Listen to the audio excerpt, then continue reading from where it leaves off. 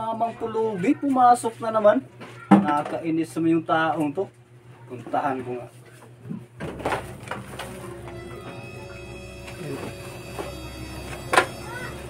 Hoy, hoy!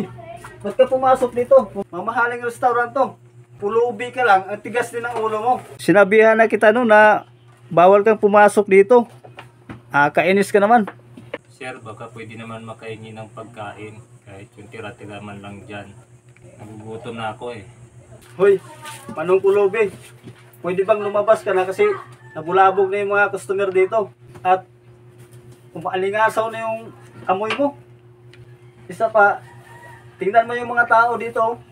Lahat yan mayayaman. Dapat makontento ka na dun sa basuran sa labas. Sir Victor, ano bang nangyari dito?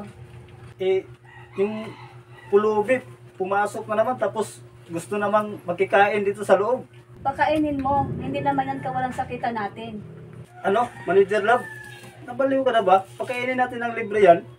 At makihalubilo pa dito sa mayayamang mga customer natin. Yan ang hindi ko gagawin. Manager Vic, alalahanin mo, isa rin akong may-ari dito. Kaya may karapatan ako magdesisyon sa restaurant na ito. Alam ko, Manager Love, pero ang sagot ko, hindi. Mga sir, ma'am, patawad. Nagkagulo tuloy kayo. Ako'y aalis na lang. Kung ganon, isurrender ko na rin ang ID ko. At paalam na, Manager Victor. Waiter, excuse me, pa-cancel na lang yung mga orders ko. Manager Love at Manong Pulubi, pwede ba kayong makausap kahit saglit lang? Manager Love, bakit mo nagawang mag-resign ng dahil lang sa Pulubi? Malapit kasi ang loob ko sa kanila dahil minsan din ako naging Pulubi. At may tumulong lang sa akin kaya ako nakaahon. Kaya hindi ako naghihinayang na mawala ang posisyon ko ngayon. Siya nga pala, isa akong journalist. Nasaksihan ko lahat ng mga pangyayari simula pa kanina sa loob ng restaurant. Okay lang ba maisulat ko ang kwento ng buhay ninyo at ipaalam natin sa buong mundo na itigil na ang pagdiskriminasyon? Hala, nag-viral yung post ko sa social media. Ang kwento ng Pulubi at ang isang manager na nag-resign sa restaurant. Hala, nagbalag kami sa social media at si Manong Pulubi. At maraming gustong tumulong sa amin. Karoon ng sariling restaurant. Miss Rose, maraming salamat sa tulong mo. At nagkaroon na kami ng sariling restaurant. Ganun din ako, Miss Rose.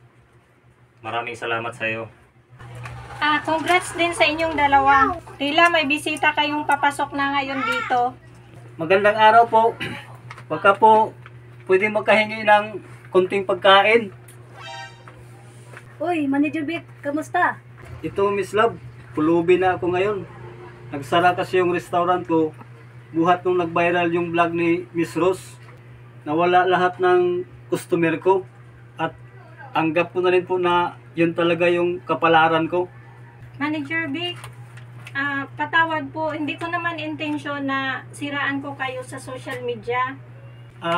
Miss Rose, ako naman talaga yung may kasalanan. Kaya wala ka dapat na ihingi ng tawad. Manager Vic, tamang-tama. Magbubukas ang pangalawa kong branch at kukunin kitang manager.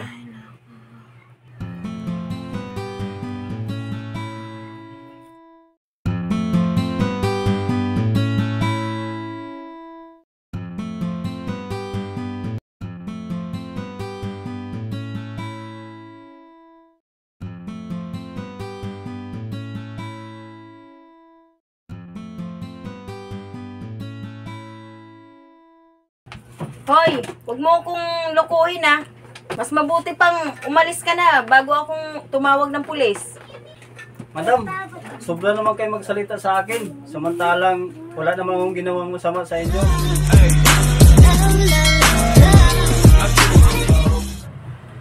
Sino kayang lalaking yan? Kaduda-duda ang hitsura at kinikilos. Lapitan ko. Hoy, sino ka? Bakit ka nandito sa school ng mga bata? Ay, sorry madam. Kasi nandito rin nag-aral yung anak ko. Bali, unang araw kasi ng anak ko ngayon sa school. Tapos day off ko rin ngayon. At ako na yung nagbantay sa kanya. Hoy, wag mo akong lokohin ha. Mas mabuti pang umalis ka na bago akong tumawag ng pulis. Madam, sobra naman kayo magsalita sa akin. Samantalang wala naman akong ginawang masama sa inyo. Anong walang ginawang masama? Tingnan mo nga itsura mo. Oo nga, wala ka pang ginawang masama kasi nasita na kita. E paano kaya kung hindi kita napansin, Aber? Malamang may plano kang masama. Madam, andyan nga po yung anak ko. Bakit ayaw niyo maniwala? Paano ako maniniwala sa'yo? Private school to eh. Mamahaling school to. Tingnan mo nga itsura mo. Mukha kang janitor. Kayo po pala, madam. Bakit kayo nandito? Aba, nandito yung anak ng amo ko. Napakayaman ng amo ko. Vice President siya ng napakalaking construction company. Si Ann, musta yung first binibunso? Ay, saglit lang madam ha. Tatawagin ko lang ha. Halika na, Ja! Ayan na. Ito madam, okay naman ang first day ng anak mo. Good morning, Miss Love. Dito rin pala nag-aral yung anak mo? Mr. Jan, andito kayo? Dito rin ba nag-aaral ang anak mo? Madam, kilala niyo ba yung lalaki? Oo, si Mr. Jan, yung may-ari ng kumpanya kung saan ako nagtatrabaho. Napakabuti niyang tao. Ah, kayo pala yung boss ni Madam, Mr. Jan? Ang ibig sabihin, nagkakwentuhan na pala kayo ng katulong ko, Mr. Jan?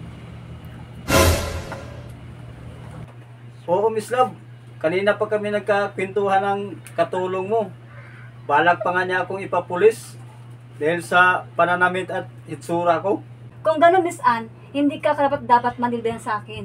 Lumayas ka na. Madam, patawad po. Wala po na po akong trabaho. Mr. Jan, patawad po. Miss Love, okay lang naman ako. At Miss Love, wag mo muna siyang tanggalin. Hayaan mong bigyan muna natin ng isa pang pagkakataon na magbago. Patawad po, Mr. Jan. At maraming salamat na rin po sa kabutihang loob mo. Ang ibig sabihin, nagkakwentuhan na pala kayo ng katulong ko, Mr. Jan?